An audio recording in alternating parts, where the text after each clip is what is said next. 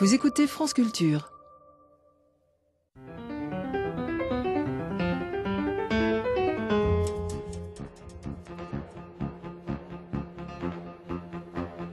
Le savant britannique qui travaillait au centre de recherche secret en matière de guerre bactériologique est mort de la peste. Cela nous ramène en plein Moyen-Âge. Et qui sont exactement les mêmes que celles dont nous fûmes comblés sans en être accablés depuis le 18 juin. Et quand on commençait de dire l'histoire, ouais, nous sommes descendants des Sumériennes, Acadiens, Babyloniennes. Ah, d'accord, vous êtes de l'Irak? Non, on est de Mésopotamiens. On est descendants de Mésopotamie, mais on n'est pas Irakiens. On est sud-est de la Turquie. Ah, d'accord, vous êtes musulmans? Non, on est chrétiens catholiques. Le coup d'œil sur l'histoire, le recul vers une période passée, ou, comme aurait dit Racine, vers un pays éloigné, vous donne des perspectives sur votre époque et vous permet d'y penser davantage, de voir davantage là les problèmes qui sont les mêmes et au contraire les problèmes qui diffèrent ou les solutions. Concordance des temps, Jean-Noël Jeannet.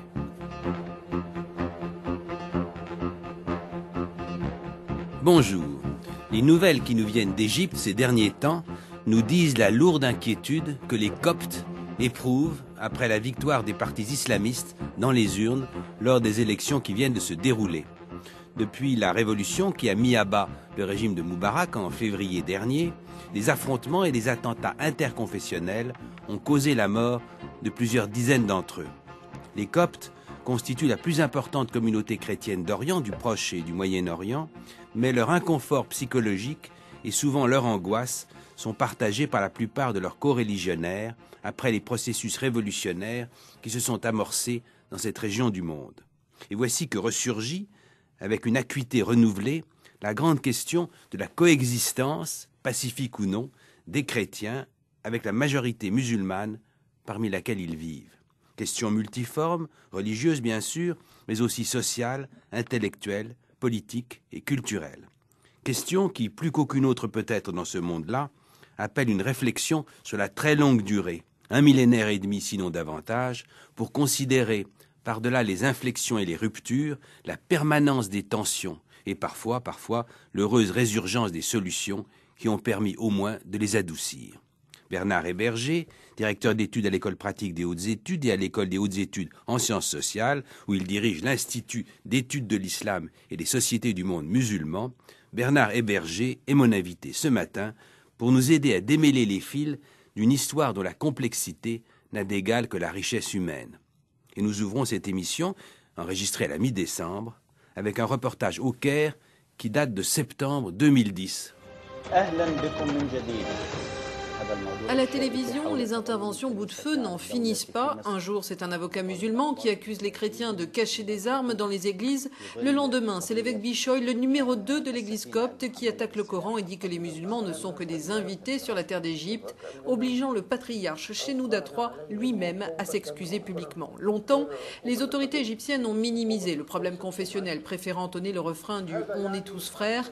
Mais aujourd'hui, la parole se libère tous azimuts et cela inquiète le politicien copte Mounir Abdelnour. C'était la politique de l'autruche. Mais là, on ne peut pas dire que tout est pour le mieux dans le meilleur des mondes. Quand vous avez un évêque qui commet des erreurs flagrantes en critiquant le Coran, quand un des avocats les plus brillants de l'establishment islamique attaque les Coptes d'Égypte, les accuse de vouloir créer un État copte, c'est stupide et catastrophique.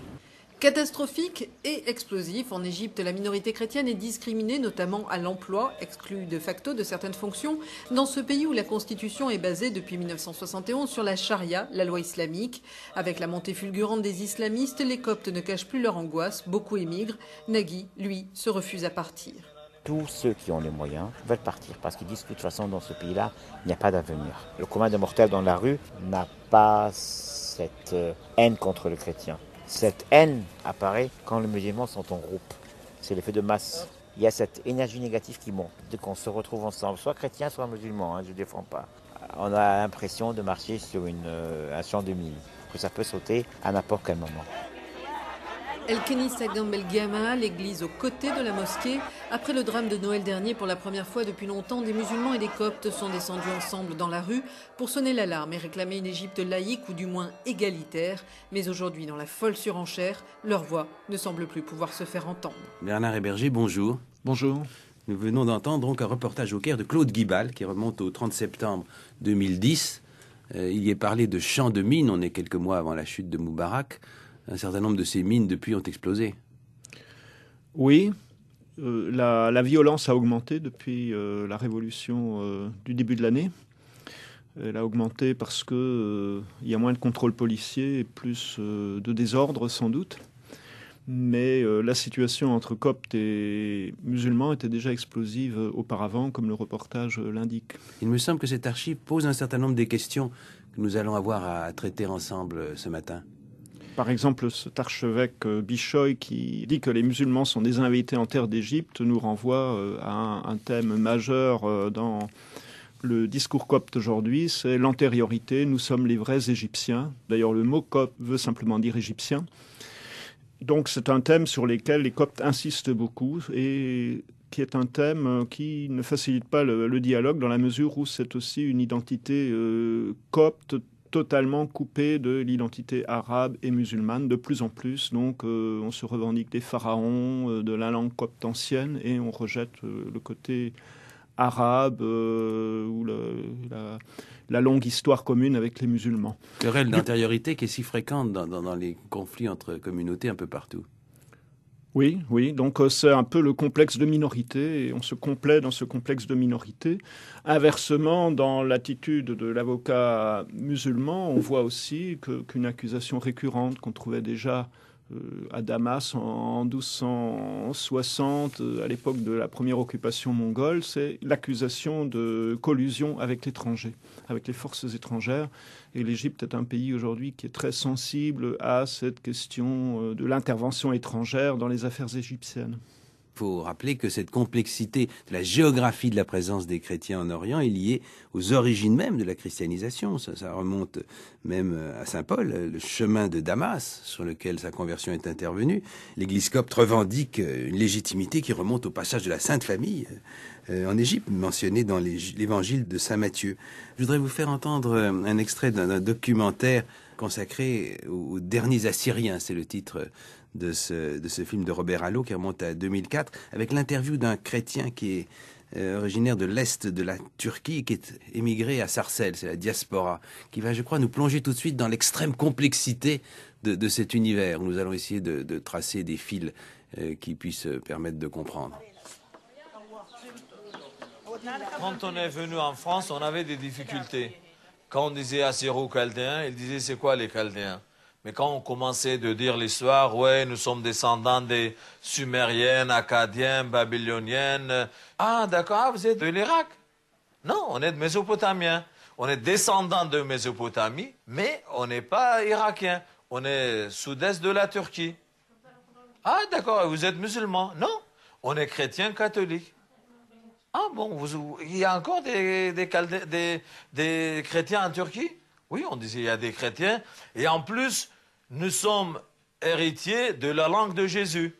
On parle la langue de Jésus, l'aramée. Je pourrais rappeler le poids des principales confessions aujourd'hui. Les Arméniens, soit orthodoxes, soit catholiques, qui sont à peu près de 7 millions. Les Chaldéens, qui sont catholiques. Les Assyriens, qui ne sont pas unis à Rome. Il ne faut pas oublier qu'il y a eu le grand schisme du XIe siècle entre l'Église d'Orient et d'Occident, les coptes orthodoxes, nous en avons parlé, et certains catholiques, une minorité parmi les coptes, de 250 000, les maronites catholiques, les melkites qui sont catholiques, et certains sont orthodoxes aussi, les syriaques orthodoxes ou catholiques, enfin, c'est très très compliqué.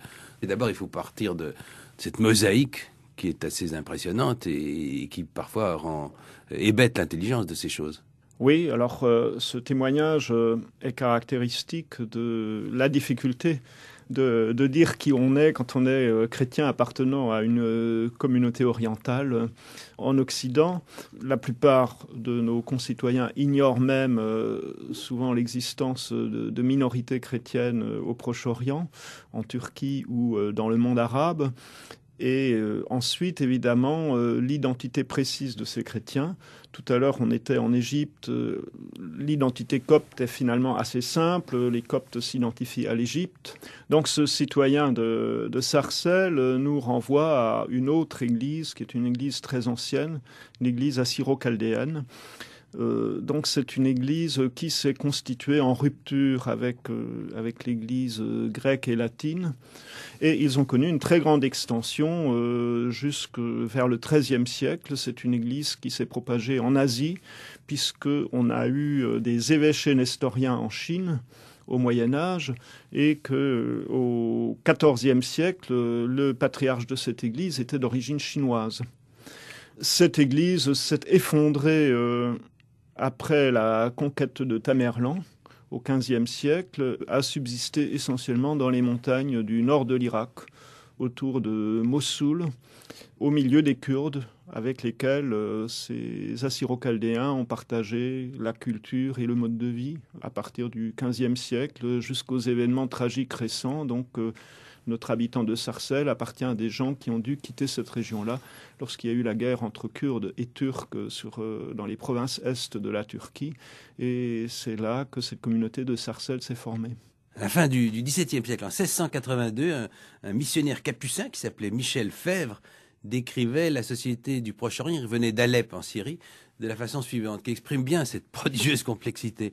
Il y a 14 sectes ou nations, toutes différentes entre elles, de religion, de rites, de langue, et dans la manière de se vêtir, 7 desquelles sont infidèles et 7 chrétiennes. Les infidèles sont les Turcs ou Ottomans, les Arabes, les Kurdes, les Turcomans, les Yazidis, les Druzes et les Juifs. Parmi les Turcs, il y a encore plusieurs sectes et cabales touchant les sentiments de religion, aussi bien que parmi les Juifs.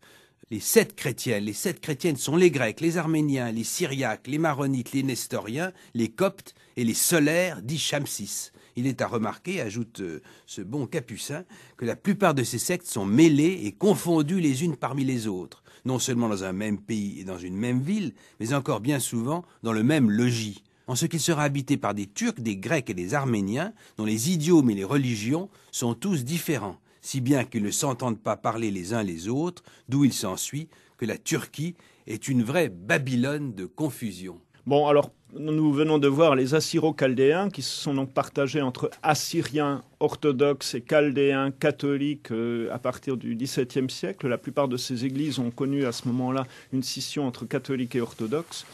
À côté de ça, les querelles christologiques ont abouti au concile de Chalcédoine à la rupture entre l'Église grecque et romaine d'un côté et les monophysites, ceux qui insistent sur la nature divine du Christ et non plus sur la nature humaine. Donc parmi les monophysites, on a les Syriaques occidentaux, qui étaient jusqu'à récemment localisés aux alentours de Mardin, donc toujours dans l'est de la Turquie, Diyarbakır, Mardin. Se rattachent encore à cette théologie monophysite les Coptes d'Égypte, donc qui ont rompu au concile de Chalcédoine en 451, et les Arméniens qui constituaient déjà un État à part et qui avaient déjà leur langue et leur culture au moment de Chalcédoine. Évidemment, on cherche parfois à réunifier tout ça, par exemple à se demander quelles sont les spécificités de toutes ces églises par rapport au rite latin, et en rappelant que ce sont les chrétiens d'Orient qui ont inventé le monachisme. Un des problèmes de ces églises, c'est cette variété de hiérarchie, et aujourd'hui, c'est un problème, d'autant plus qu'elles sont souvent dispersées entre plusieurs États. Donc, une église dispersée entre la Turquie, l'Irak, la Syrie, par exemple, est très difficile à gérer. Donc, il y a une quantité de hiérarchies. Ces hiérarchies ont des territoires qui ne correspondent pas aux États d'aujourd'hui. C'est un problème très important, mais elles ont en grande partie une culture commune. Un des aspects de cette culture, c'est justement l'importance qu'avait le monachisme dans leurs origines, et aujourd'hui, souvent, elles insistent sur l'importance du monachisme dans leur église. Les hiérarchies sont en général issues du monachisme. Avec les formes extrêmes de la vie solitaire, puisque l'érémitisme a été inventé en Égypte par Antoine au IIIe siècle, et puis il y avait les cénobites qui vivaient ensemble, certes, mais d'autres qui étaient reclus, forme extrême d'ailleurs, les stylites qui étaient restés perchés sur une colonne dont ils ne descendaient jamais. Le monachisme est apparu sous des formes ascétiques assez extrêmes, soit dans le désert d'Égypte, où on peut encore voir les monastères du Wadi Natroun, entre Le Caire et Alexandrie, le désert de Nitre, ou bien les monastères de la mer Rouge, notamment celui de Saint-Antoine. L'autre lieu d'apparition de cet ascétisme un peu extraordinaire, c'est la Syrie du Nord, les villes mortes autour d'Alep. Tout le monde connaît les ruines de Saint-Siméon le Stylite. Donc il y a là tout un héroïsme ascétique qui a abouti ensuite à des formes plus organisées de la vie monastique, le cénobitisme, mais il faut bien dire qu'en Orient, le monachisme n'a pas connu de règles comme Saint-Benoît et des congrégations organisées au niveau de tout un territoire comme en Occident. Chaque monastère est resté indépendant et on a même des choses spectaculaires comme chez les maronites jusqu'au XIXe siècle, des monastères mixtes, c'est-à-dire des monastères où hommes et femmes vivent côte à côte dans le même monastère parce que ces monastères étaient des fondations familiales. Maronites, ils habitent principalement au Liban, comme on sait. Voilà, donc il s'agit des monastères de la montagne libanaise. Du point de vue qui est le nôtre aujourd'hui dans cette émission, on peut se demander en quoi cette spécificité des chrétiens d'Orient, dont vous nous avez rappelé plusieurs traits, a pu marquer la grande question après le 7e siècle, après la conquête arabe, des relations avec la religion musulmane dominante. La première question qu'on pourrait se poser, c'est le rapport entre les origines de l'islam et le christianisme. Le christianisme était présent partout, il était présent en particulier en Arabie. Donc c'est une question qui est aujourd'hui très discutée sur les racines chrétiennes de l'islam, même de la langue arabe. Très vite, disons, les guerriers arabes se sont propagés dans des régions où il y avait cette diversité d'églises et de christianisme, et ça explique pourquoi les chrétiens n'ont pas généralement ressenti cette conquête comme une catastrophe. Bon, donc ce qu'il faut dire, c'est que cette conquête n'a pas été le désastre qu'on enseignait autrefois, que la fin de la civilisation romaine avait commencé avant. On sait maintenant par l'archéologie que les villes romaines, les campagnes s'étaient déjà transformées avant la conquête arabe.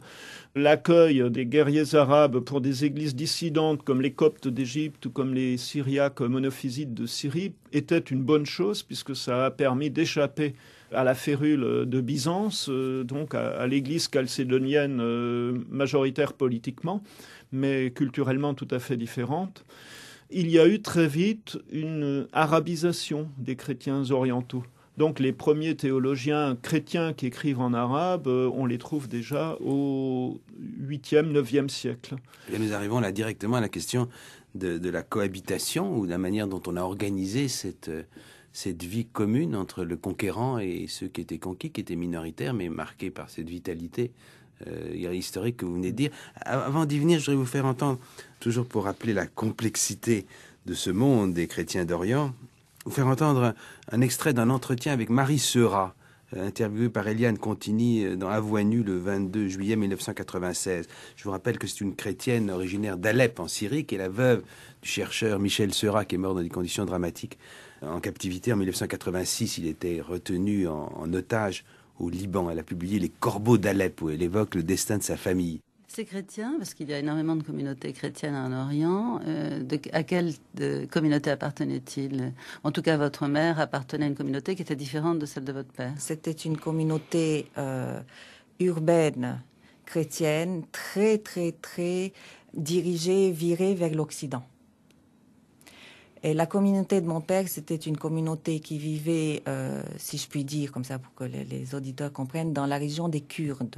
Ils ont toujours été là, ils n'ont pas déménagé. C'était des petites gens qui s'occupaient d'agriculture, très liés aux musulmans, parce que dans les zones rurales, c'est toujours comme ça. Il n'y a pas de fissure entre les communautés chrétiennes, mais tandis que dans les grandes villes, notamment, enfin, la ville que je connais le mieux, Alep, les chrétiens, les Grecs catholiques étaient tous issus de l'aristocratie, entre guillemets, dont ont été issus tous les consuls honoraires. Donc c'était une grosse bourgeoisie riche, très civilisée, francophone, négociante, parce Alep est situé sur la route de la soie, donc avec les Génois, les Vénitiens, ils ont fait la culture et la richesse de la ville, tandis que les autres qui s'occupaient d'agriculture et qui sont venus d'ailleurs lors des massacres de 15 étaient toujours considérés comme les brebis galeuses. Moi, je me rappelle très bien quand j'étais petite, cette fissure, je la sentais de façon très douloureuse parce que ma mère nous disait tout le temps à ma sœur et à moi: ah, mais vous, de toute façon, vous ne vous appelez pas Dallal, qui est son nom de jeune fille, vous vous appelez Mamarbachi, mais vous venez d'ailleurs, vous venez d'ailleurs, vous n'êtes pas d'ici. Vous n'êtes pas d'Alep. Vous n'êtes pas d'Alep, vous venez d'ailleurs, vous êtes des réfugiés. Et quand elle me disait ça, moi, je rentrais dans des transes. J'avais un sentiment de mort très, très violent, parce que non seulement elle dénigrait papa parce qu'il ne savait pas parler français, parce qu'il n'était pas sophistiqué, parce qu'il avait toujours de la cendre sur les revers de son veston et qu'il préférait les musulmans. Donc, elle avait ce dénigrement. Et quand elle me disait, vous venez d'ailleurs, pour moi, c'était, tu es inférieur. Et puis, quand j'ai pu replacer ça dans un contexte global du Moyen-Orient, que ces dilemmes chrétiens, musulmans, morts, prison, massacres, découlaient d'une histoire de 2000 ans, ça m'a vraiment apaisée. Oui. Parce que la famille de papa a dû fuir en 15, mon grand-père a été tué par les Kurdes. La Turquie. Ils ont fui l'Anatolie, oui. Un petit village qui s'appelait Mardin. Beaucoup de choses, semble-t-il, dans ce témoignage. Le poids de l'histoire, de la longue durée, bien sûr, celle du XXe siècle aussi, avec tous ces massacres. La diversité des relations entre les chrétiens et les musulmans.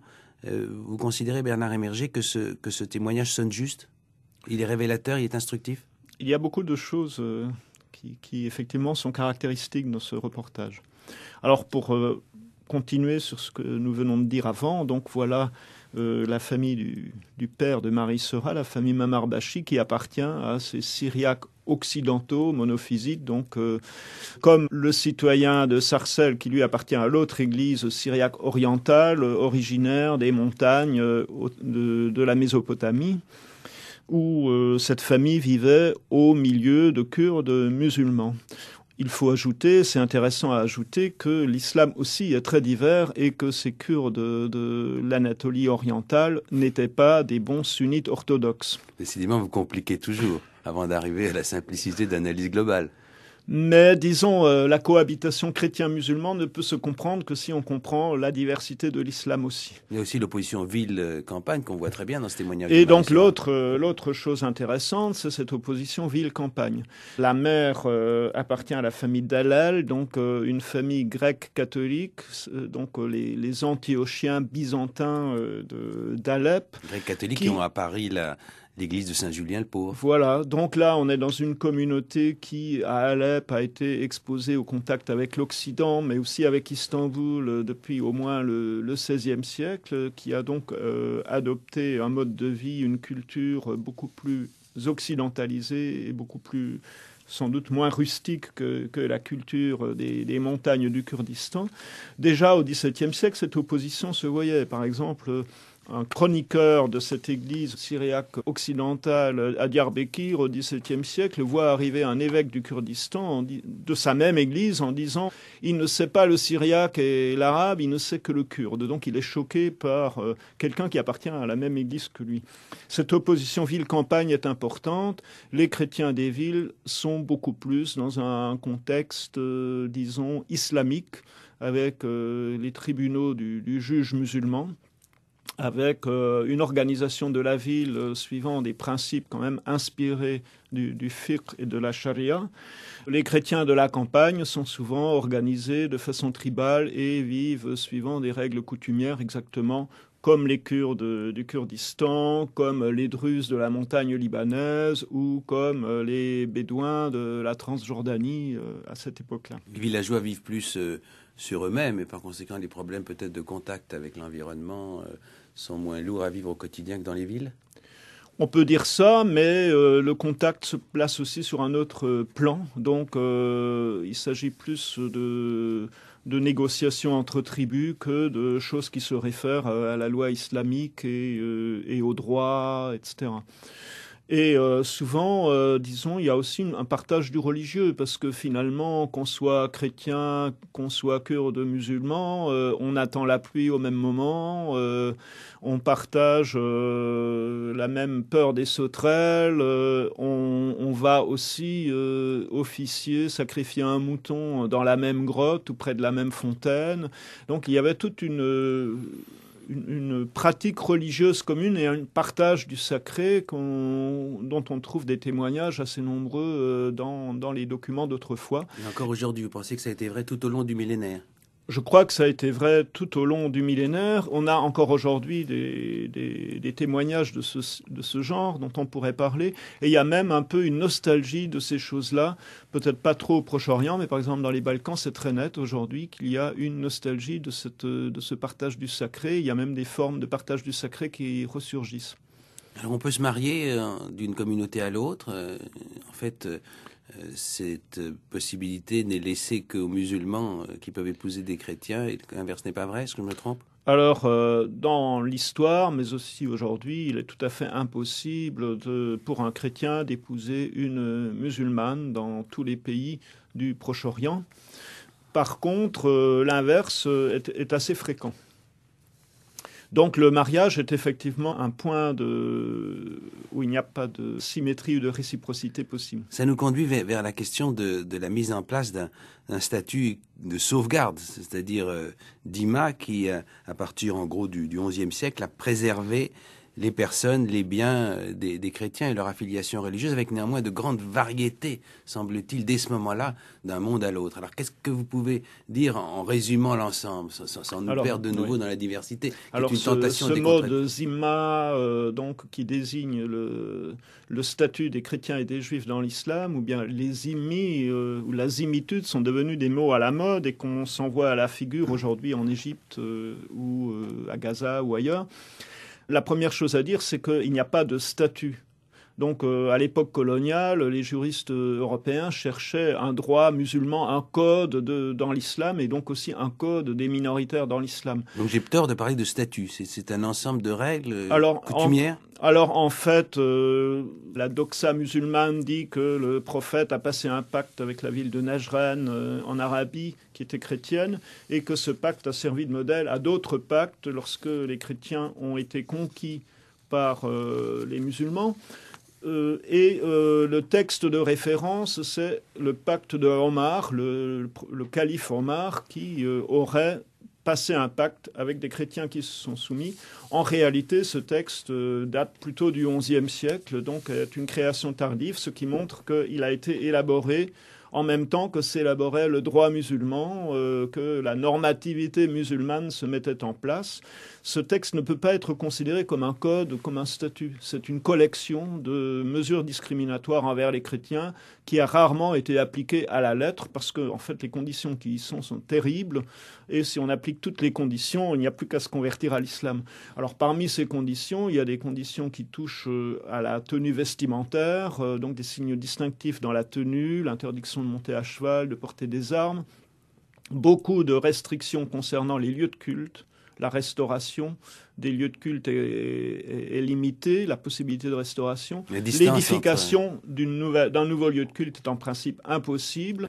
Pas de procession sur la rue, etc. En même temps, les chroniques nous disent qu'il y a une grande variété. Dans certains endroits, on a détruit les églises chrétiennes, et dans d'autres, au contraire, elles ont été restaurées, même éventuellement édifiées. Alors, il faut voir que donc ces restrictions s'appliquaient de façon très diverse et aussi qu'elles sont relativement tardives. Les chrétiens ont été majoritaires en Syrie, en Irak et sans doute en Égypte jusque vers le XIe, XIIe siècle. À partir du moment où ils ne sont plus majoritaires, le paysage s'islamise aussi. Donc les tombeaux de saints chrétiens, les lieux de pèlerinage musulmans, les mosquées se multiplient et l'espace est de plus en plus islamisé.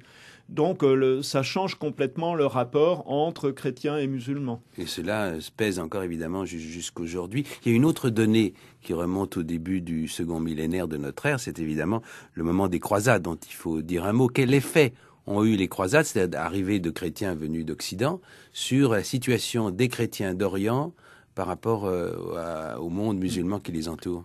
Alors on pourrait dire déjà que chrétiens orientaux comme musulmans ne parlent pas à cette époque-là des Occidentaux comme des chrétiens. Ils les appellent Ifranj. Et encore, jusque dans les années 30, on désignait les Européens l'expression Ifranj, les Francs. Par contre, El-Nasara, El-Masihun, ce sont les chrétiens autochtones. Donc, il y a les chrétiens et les musulmans autochtones, et puis il y a les francs, qui sont des étrangers, et qui étaient tout aussi étrangers pour un chaldéen ou pour un maronite que pour un musulman. D'ailleurs, la notion même, si on y réfléchit, de chrétien d'Orient est assez étrange, parce que c'est vu depuis chez nous, ce n'est pas une dénomination qui leur revient à eux. C'est une dénomination en fait très française et très liée à la question d'Orient au XIXe siècle et à la politique française en Orient. Qu'est-ce qui reste de la présence des croisés, leur succès, et puis ensuite leur recul, leur déclin, marqué finalement par la prise de Saint-Jean d'Acre? Du point de vue des chrétiens orientaux, les chrétiens orientaux étaient de tous les côtés. Ils étaient dans les États latins pour une partie d'entre eux, mais ils étaient aussi dans les principautés seldjoukides ou sous souveraineté mamelouk. Et certaines églises, comme l'église arménienne, s'est partagée en trois. Il y avait un patriarche chez les Seldjoukides, un autre chez les Latins et un troisième du côté des Mamelouks. Donc il y a eu ce problème de gérer les trois espaces.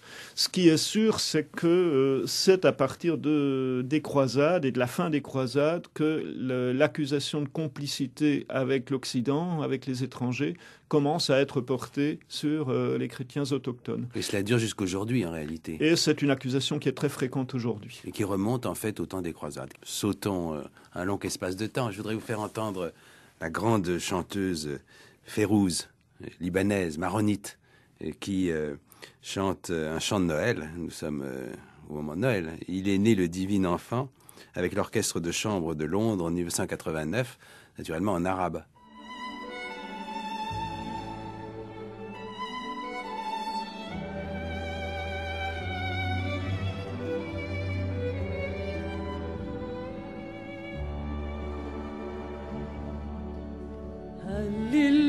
هللويا نجم صغير عباب مغارة هللويا وجراسه تلج ورايا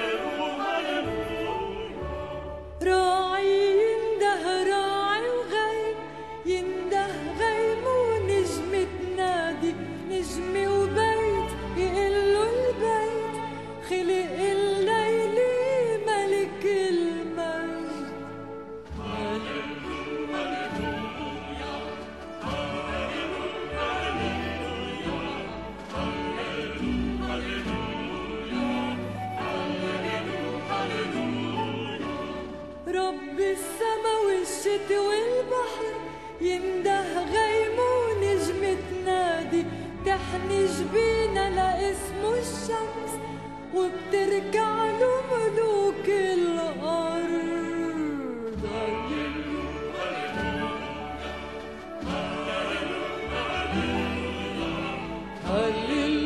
هللويا وجراسه تلج ورايا. Voilà, du syncrétisme, je ne m'y connais pas, c'est de l'arabe? Je pense que c'est de l'arabe dialectal libanais. Et donc la langue des chrétiens libanais est souvent le dialecte parce que ça leur permet de se démarquer de l'arabe standard et donc de l'islam et de l'arabisme dans son ensemble. Cette spécificité langagière se retrouve dans d'autres régions entre les chrétiens d'Orient et les musulmans? La question de la langue est toujours très importante. Donc, notre chrétien de Sarcelles, tout à l'heure, a dit qu'il parlait l'aramée, c'est-à-dire l'araméen. Donc, la langue de Jésus. C'est un dialecte rattaché à la grande famille des langues syriaques. Et aujourd'hui, les gens qui parlent ces dialectes sont toujours très fiers de dire que c'est la langue du Christ. Et c'est là encore une revendication d'antécédence. Mais je vous remercie d'avoir choisi Férouz chantant cette ritournelle de Noël, parce que quand on cherche aujourd'hui des informations sur Férouz, qui est une icône du monde arabe, son identité chrétienne est en général masquée, effacée ou oubliée, alors qu'elle a commencé à chanter comme chantre d'église chez les maronites. Donc l'autre côté, le côté syncrétique dont vous parlez, donc la première chose, l'arabe est une langue du christianisme depuis très longtemps. Et à Pâques, chaque année, le pape dit en arabe « El-Masih Qam », le Christ est ressuscité. Donc c'est une première chose à dire. Deuxième chose, ce christianisme oriental a des liens très anciens avec l'Occident et est très influencé par l'Occident, y compris dans les obédiences chrétiennes orthodoxes qui généralement ont un discours anti-occidentaliste. Il n'est pas difficile de trouver des images de la Vierge de Lourdes ou des choses comme ça. Donc il y a une culture chrétienne un peu globale qui s'est diffusée parmi les chrétiens orientaux.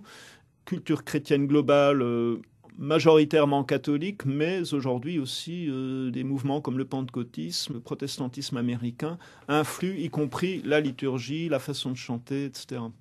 Avec des influences entre musulmans et chrétiens qu'on ne peut pas minimiser et qui peuvent apparaître aujourd'hui encore comme un élément positif dans l'espoir que la cohabitation et la coexistence puissent durer. Alors, quand Férouz ne chante pas « Il est né le divin enfant », elle fait vibrer aussi bien les chrétiens que les musulmans, mais sachant qu'il y a des extrémistes du côté musulman qui veulent interdire ce genre de musique dans les pays musulmans. De l'autre côté, il n'y a pas eu de critique inverse ? Disons, les chrétiens sont très attachés à la musique arabe, même lorsqu'ils revendiquent une identité non arabe, une identité originaire non arabe.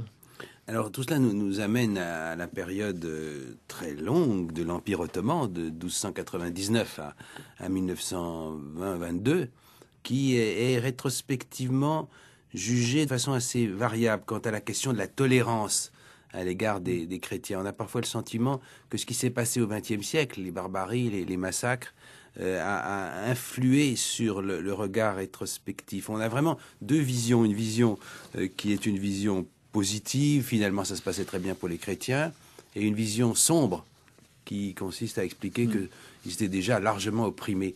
Alors, on a vu dans le témoignage de Marie Seurat, que le souvenir, la mémoire de la violence est très, très forte chez presque tous les chrétiens orientaux et qu'aujourd'hui, ils ont souvent la peur au ventre parce qu'ils pensent au massacre du Liban de 1860, au massacre des Arméniens, mais aussi des Syriens occidentaux auxquels appartenait Imam Arbachi en 1915. Après le premier massacre de la fin du 19e siècle ? Oui, et il y a la guerre du Liban, donc 75-90. Ce sont des souvenirs encore très cuisants, peut-être parce que le travail historique n'a pas pu se faire, donc la mémoire est encore à vif.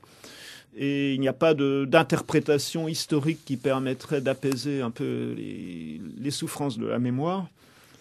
Disons, il y a une image noire de l'Empire ottoman qui a commencé à se former déjà avant les massacres au XIXe siècle, donc l'Empire décadent, l'homme malade, etc. Il y a eu ces massacres qui datent donc de l'époque des réformes dans l'Empire ottoman, à partir de 1850 à peu près, jusqu'à la Première Guerre mondiale. Les chrétiens ont obtenu l'égalité des droits, la suppression du statut de la zimma en Égypte, puis dans le reste de l'Empire ottoman vers le milieu du XIXe siècle. Et c'est justement là que se sont déclenchés les premiers conflits interreligieux et que les chrétiens ont subi les premières violences. Donc la question, c'est la question de la nation. À quelle nation j'appartiens? Comment on définit la nation? Au XIXe siècle, notamment après les massacres de 1860, il y a eu des tentatives de créer une citoyenneté, une vraie citoyenneté ottomane, où un chrétien comme un musulman pouvait trouver sa place. Vu d'aujourd'hui, c'est évidemment très important. Alors, ce modèle-là, à l'époque, a explosé. Il a explosé en partie à cause de la politique de protection des puissances occidentales. Au congrès de Berlin, les Occidentaux ont ouvert la question arménienne dans l'Empire ottoman. 1886. Oui. Donc, en disant qu'il fallait accorder une autonomie, etc., ce qui mettait en fait la nature même de l'Empire ottoman en cause une nouvelle fois, alors que jusque-là, les Arméniens étaient considérés comme les meilleurs sujets du sultan. Est-ce que vous considérez que cette évolution de la situation plus ou moins dramatique des chrétiens d'Orient a influencé le regard qu'on jette rétrospectivement sur la période de l'apogée de l'Empire ottoman, disons, à l'époque du 15e, 16e siècle? Dans l'opinion commune, l'époque ottomane est une époque sombre à cause de ces événements de la fin de l'Empire ottoman. Alors, peut-être qu'il ne faut pas parler de tolérance, peut-être qu'il faut voir un régime d'ancien régime, c'est-à-dire où il y a toutes sortes de discriminations et d'inégalités. En particulier, il y a des discriminations, des inégalités entre chrétiens, juifs et musulmans, mais ça n'empêche pas de vivre ensemble, de participer à la vie de la cité, d'être dans les mêmes corporations quand on est en ville, de recourir au cadi, aux juges musulmans lorsqu'on a besoin d'un certificat concernant le commerce ou autre chose. Donc, depuis quelques années, les historiens ont beaucoup travaillé dans les archives des tribunaux musulmans et découvrent à quel point les chrétiens font confiance aux juges musulmans dans les affaires immobilières, dans les affaires commerciales et même dans des questions de droit personnel qui, en principe, ne relèvent pas de la justice islamique. Donc, à Alep, on a un nombre incroyable de mariages entre chrétiens qui sont consignés par le Qadi. Je pense qu'une des raisons pour ça, c'est que ça peut permettre d'échapper aux querelles entre églises, notamment dans le cas de mariages mixtes, et que d'autre part, la justice du Qadi est une justice écrite qui délivre des certificats, ce qui n'est sans doute pas le cas de la justice ecclésiastique qui est très coutumière à cette époque-là. Donc il ne faut pas imaginer une égalité devant la loi, devant l'État, il y a discrimination, il y a inégalité, mais tout le monde accepte cet ordre qui est un ordre voulu par Dieu. Et souvent pacifique. Et souvent pacifique, avec des moments de tension. Donc très souvent, les causes des tensions viennent de questions qui se posent à l'intérieur de l'islam. Lorsque il y a une émeute populaire menée par les oulémas contre un gouverneur ottoman, très souvent les chrétiens et les juifs font les frais de ce genre de situation. Il y a eu au XVIIe siècle un courant fondamentaliste dans l'islam turc qui annonce un peu déjà le wahhabisme, qui s'appelle les Kadizadeli, qui était contre les soufis. Et il y a eu des discussions très vives, très violentes entre ces représentants des Kadizadeli et les représentants d'un islam soufi qui, à ce moment-là, ont cherché des arguments contre leurs adversaires à propos de la situation des juifs et des chrétiens. Notamment, donc, il y a eu un controversiste de Damas qui dit qu'un chrétien et un juif peut atteindre la béatitude en restant chrétien et juif. Ils sont devenus des enjeux et du même coup, ils ont reçu des balles perdues, on peut dire. Alors très souvent, et aujourd'hui encore, les chrétiens sont victimes de balles perdues. Un certain nombre d'attaques d'églises en Irak ne concernaient pas vraiment les chrétiens, mais concernaient des conflits chiites, sunnites ou tribaux à l'intérieur de l'Irak après la chute de Saddam. Vous considérez que ce qui s'est passé depuis un an en Égypte pourrait relever du même phénomène? Je veux dire que l'opposition entre une partie des Égyptiens musulmans et les autres pourrait aboutir à avoir des effets très néfastes sur la situation des chrétiens? Il y a une tendance de certains groupes en Égypte, en Irak, au Liban, à prendre les chrétiens comme otages pour obtenir des choses sur le terrain politique qui ne concernent pas directement les chrétiens. Mais c'est une façon de faire pression sur l'opinion internationale ou sur le camp adverse de s'attaquer aux chrétiens ou de les prendre en otage. Alors, en face de la vision noire que vous évoquez, qui a déformé, vous nous le dites, le regard qu'on pouvait jeter sur la période ottomane, en sens inverse, il y a eu un certain nombre de chrétiens qui ont pris le parti de peindre tout en rose pour prendre un peu leur désir pour la réalité. C'est une sorte de discours officiel. Donc, voici un exemple. Monseigneur Kérylos, qui est un évêque copte catholique, et qui s'exprime en avril 1994 dans le cadre de l'émission de France Culture L'échappée belle. Vous allez voir, tout est beau, tout le monde est gentil. Nous avons toujours de très bonnes relations. Je suis venu avec son prédécesseur, l'actuel ministre de l'Intérieur. On était une très bonne relation, on se trouvait toujours. Et avec le gouverneur actuel, je viens de le visiter avant-hier pour lui souhaiter la bienvenue. Il était à l'étranger pour se soigner. Et avec tous les responsables de la police et les représentants de la partie et le service secret. Partout, non pas seulement ici à Sousse, mais dans toutes les villes du diocèse, je tiens à avoir de très bons contacts, aussi avec nos frères musulmans, lorsqu'il y a la fête du Ramadan ou bien la grande fête. C'est seulement le pasteur des protestants et moi qui nous allons chez les musulmans dans leur institut ici à l'Azhar pour leur faire les meilleurs vœux. Nos frères orthodoxes n'ont pas voulu. On voulait renouveler l'église, puis on a eu des difficultés pour avoir la permission. Enfin, on nous a accordé la permission. Et nos voisins musulmans ont été jaloux. Ils voulaient construire une mosquée, à 50 mètres de notre église. Je suis allé chez eux, je leur ai dit les portes et les fenêtres de cette mosquée, ce seront un don de moi, de notre communauté, comme un geste symbolique pour dire à tous les intégristes, à tous les fondamentalistes qui n'ont pas de place ici dans notre village, que nous avons vécu toujours comme amis et nous le serons toujours. Et j'ai dit ces mots à la fête de la inauguration de l'église après le renouvellement. Et j'ai dit à nos fidèles que vous savez qu'à votre nom, j'ai présenté les portes et les fenêtres à la mosquée comme geste de notre fraternité avec nos frères musulmans. Et jusqu'à maintenant, lorsque je vais dans mon village, le premier à m'attendre, à me recevoir officiellement, sont les musulmans avec les chrétiens. Ça fait une bonne atmosphère dans tout le pays, non pas seulement au village, mais partout. On a entendu de ça partout. Bernard Héberger, à propos de cette très bonne atmosphère partout.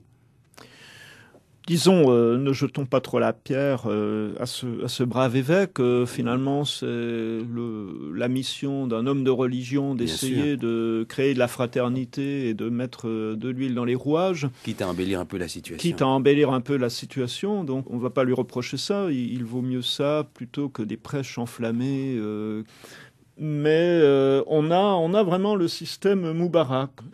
Il reçoit avec ses confrères musulmans le ministre de l'Intérieur, il rend hommage au parti, à la police, aux services secrets. Et tout ça ensemble, donc, ça a créé, soi-disant, la fraternité chrétienne-musulmane. Et effectivement, en Égypte, dès qu'il y a un problème de violence sur les Coptes, le patriarche et le cheikh d'El-Azhar, ou bien localement l'évêque et l'imam, sont convoqués pour passer à la télévision et s'embrasser devant les caméras. Ce qui ne veut pas dire qu'il n'y a pas de problème, et on le voit même dans ce qu'il dit. Donc, il est question de réparer ou de restaurer l'église immédiatement. Il y a un projet de mosquée qui apparaît juste à côté. Là, c'est un des problèmes principaux dans l'Égypte d'aujourd'hui. Dès qu'il y a un projet d'église, il y a une mosquée qui se construit à proximité, et la loi interdit de construire une église à proximité d'une mosquée. Là, il y a très longtemps que c'est comme ça. Vous nous disiez que déjà au XIIe, XIIIe siècle, il y avait des oppositions à la construction des églises. Donc les constructions d'églises ont toujours été un sujet très très difficile. Ici, dans le contexte égyptien aujourd'hui, c'est un des principaux moments de crispation. Mais il faut dire aussi qu'on peut s'interroger sur la propension des Coptes aujourd'hui à élever des églises monumentales partout. Après tout, on pourrait pratiquer un christianisme plus discret. Et au contraire, là, il y a toujours l'ostentation et la volonté d'occuper le paysage par des constructions monumentales. Il y en a beaucoup, et ne sont pas toujours des exemples d'architecture magnifique, enfin en tout cas à notre goût en Égypte. Alors, nous ne partageons pas, je pense, le goût de la majorité des Égyptiens et de la majorité des chrétiens du Proche-Orient en matière d'architecture et de décoration des lieux de culte. Il faut que nous disions un mot, Bernard Héberger, nous disions un mot de l'influence à partir du XVIIIe siècle, surtout 19e, des missions catholiques, protestantes et orthodoxes qui vont se livrer en Orient, une compétition effrénée et qui vont compliquer le jeu avec parfois des effets négatifs quant à la capacité de cohabitation harmonieuse entre chrétiens et musulmans. Oui. Alors les premiers qui sont arrivés sont les catholiques au XVIIe siècle, avec les idées du catholicisme issu du Concile de Trente, donc ramener les chrétiens orientaux vers l'Église catholique. Égarés depuis le grand schisme. Les brebis égarées, donc on était moins regardant sur la doctrine que sur l'obéissance au pape. L'essentiel, c'était le serment d'obéissance au pape. Après, on faisait des compromis en matière de doctrine et de discipline ecclésiastique.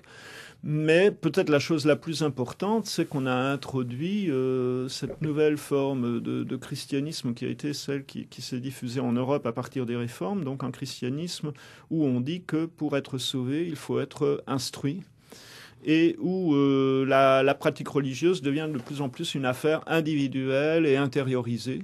Au XIXe siècle, les protestants sont arrivés avec des idées proches de celle-ci, et catholiques et protestants avaient l'idée de régénérer les chrétiens orientaux, comme on disait, On voulait d'ailleurs aussi régénérer les Juifs orientaux pour l'Alliance israélite universelle.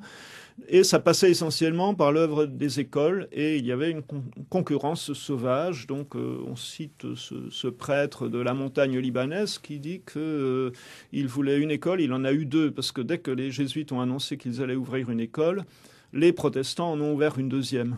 Mais avec le recul, vous considérez que c'est arrivé où se mêlait beaucoup d'énergie, une générosité et beaucoup de condescendance aussi chez ceux qui arrivaient. Oui. Est-ce que ça a compliqué la situation des chrétiens d'Orient du point de vue qui nous intéresse aujourd'hui, c'est-à-dire les relations avec le monde musulman ambiant? Je pense que oui, parce que cet effort d'instruction reposait sur l'idée qu'il fallait chasser les superstitions.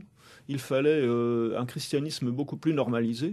Sur les pratiques communes, sacrifier un mouton à l'entrée de la grotte de Saint-Élie au Mont Carmel, ça devenait un geste inadmissible du point de vue catholique. Le catholique devait se démarquer de l'orthodoxe et du musulman qui pratiquaient ce genre de rituel. Il fallait insister sur ce qui définit le catholique ou le protestant par rapport aux chrétiens dégénérés ou par rapport aux musulmans. Donc on a eu le début d'une construction confessionnelle sur place. La politique étrangère s'est rajoutée à ça, donc là encore, la politique de protection. Il a fallu que les maronites protégés par la France s'affirment plus nettement par rapport aux druzes protégés par la Grande-Bretagne. Et à mon avis, donc, il y a eu un fossé culturel qui a commencé à s'ouvrir entre musulmans et chrétiens à ce moment-là. L'islam lui-même est rentré dans une procédure de réforme un peu sur les mêmes bases. Les frères musulmans ont copié les méthodes des missionnaires protestants, donc une base de confessionnalisation, de normalisation de la pratique religieuse, de prise de conscience de ce qu'un bon musulman doit être. Et ça aussi, ça a contribué donc à ouvrir ce fossé culturel de plus en plus grand entre chrétiens et musulmans, et une prise de conscience que être chrétien, c'est radicalement différent que être musulman. Donc durcissement de ce fait des oppositions, des identités dans la différence et moindre capacité de vivre relativement harmonieusement ensemble, c'est ce que vous nous dites? Oui, je pense, oui. Le regard vraiment des missionnaires a souvent été vraiment plein de condescendance. Regardez ce qu'écrivait le jésuite Joseph Besson à propos des maronites dès le XVIIe siècle. La non-dévotion des femmes et leur extrême ignorance, qui est notablement plus grande que celle des hommes, en tout ce qui regarde les mystères de notre religion, cause la perte de la jeunesse qui ne reçoit de ses parents aucune instruction. Il faut avouer que la condition des enfants est pitoyable par la faute des mères. Sur le rôle des femmes dans cette grande histoire que nous évoquons aujourd'hui, à ce propos, je voudrais vous faire écouter l'interview d'une femme copte. Cet extrait de l'émission L'échappée belle, le 22 avril 1994. L'idée qu'elle a de sa religion par rapport à l'islam. Une idée qui parfois, vous allez voir, est un peu contradictoire, tantôt ouverte et tantôt hostile. La présence de Dieu est permanente dans votre vie quotidienne. Oh, vous savez, les musulmans nous demandent, parce qu'eux, ils prient, je ne sais pas s'ils prient ou non. Voilà, ils font semblant de prier 5 fois par jour. Alors, ils nous demandent, pourquoi vous ne priez pas comme ça, c'est-à-dire à des moments exacts. Alors, nous disons que nous prions toute la journée, même la nuit. Même la nuit, nous avons le bon Dieu devant nous. C'est-à-dire que nous prions partout et toujours. Et toujours, et toujours. C'est-à-dire, moi, je me demandais comment cet athée, il peut vivre. Moi, il me semble que je ne peux pas vivre sans le support du bon Dieu. C'est-à-dire, je sens qu'il y a un support, je sens qu'il y a quelqu'un à qui je peux dire « je souffre, je suis ennuyé ». Quelqu'un m'ennuie à qui je veux dire « c'est mieux comme ça, n'est-ce pas ?» Alors, on est en paix, C'est-à-dire, les musulmans nous ennuient. Vous savez, le matin, aujourd'hui, ce matin-là, j'achetais du pain. Alors il me dit, le musulman, il me dit, vous jeûnez ces jours-ci? Je lui dis oui. Alors il rit, il dit, il mange toute la journée, ils disent qu'il jeûne. Je n'ai pas répondu, parce qu'il ne peut pas comprendre. Je vais lui dire que nous jeûnons autre chose. Mais avec vos voisins qui sont musulmans, est-ce que vous avez l'impression de ne pas vous comprendre du tout? Non, nous nous comprenons. Nous laissons la religion à part de côté. C'est la conduite. C'est la conduite l'essentiel. Et lorsqu'on trouve que nous avons une bonne conduite, ils ne peuvent pas faire autre chose. C'est-à-dire, moi, je suis poli, je suis correcte, alors ils doivent faire comme ça, en nous voyant Est-ce que vous avez l'impression d'avoir les mêmes valeurs morales qu'eux? Non, je ne crois pas. Par exemple, leur conduite, c'est-à-dire ils peuvent mentir, ils peuvent se marier beaucoup de fois, ils peuvent regarder une femme, ils peuvent voler, ils peuvent tout. C'est-à-dire leur religion n'interdit pas de telles choses tellement. Oui, nous avons eu beaucoup de craintes parce que dans la Haute-Égypte, on a beaucoup tué, on a détruit des églises, on a fait de mauvaises choses. Et puis, après qu'on a fait ça, ils se sont retournés sur eux-mêmes. Alors ils disent qu'est-ce que vous êtes des saints, quel miracle vous faites. Nous voulions vous tuer, alors maintenant nous nous tuons. Vous faites quelles observations à propos de ce document assez riche, n'est-ce pas Bernard Héberger? Je trouve qu'il illustre assez bien ce que nous venons de dire sur cette différence dans la perception du sacré, dans la religiosité qui s'est installée entre chrétiens et musulmans, et le fait que ce soit une femme qui le dise me paraît d'autant plus significatif. Je pense que dans le christianisme oriental, comme dans l'islam, c'était d'abord une religion collective, une religion d'hommes qui se pratiquaient ensemble à l'église, dont la principale expression était la liturgie. C'est-à-dire social plutôt que le fort intérieur. Voilà, et que donc cette religion est devenue davantage une religion intime, une religion personnelle, une religion de dialogue de l'individu avec Dieu. Du coup, la forme de la prière est devenue différente. Donc, des choses comme la prière silencieuse, la prière méditative sont évidemment des choses tout à fait différentes des 5 prières collectives musulmanes.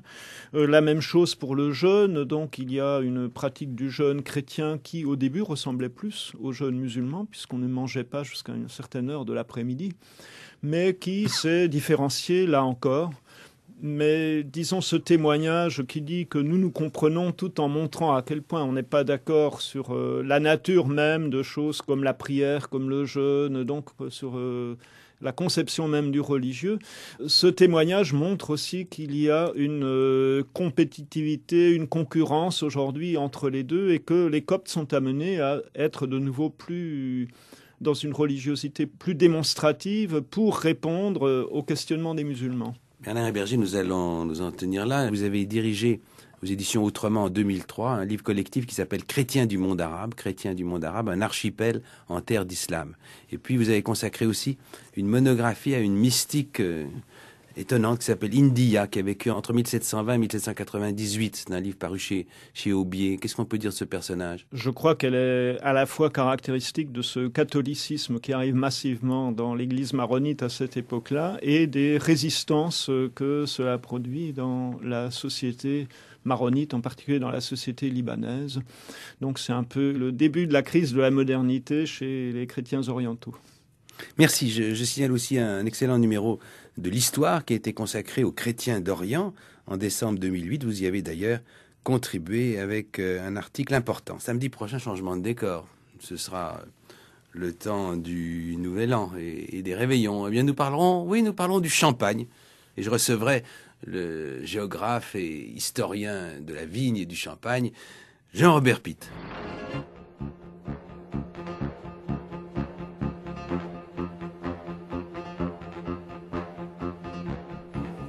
C'était Concordance des temps, une émission de Jean-Noël Jeannet, réalisée par Patrick Molinier, une émission préparée par Jeanne Guéroux et par Nathalie Lempereur, avec Jean-Michel Coqui à la prise de son, Jérôme Bonnetin à la discothèque, et pour les archivinats, Catherine Louis. Et dans quelques instants, vous allez retrouver Dominique Rousset, comme chaque samedi, pour l'économie en question.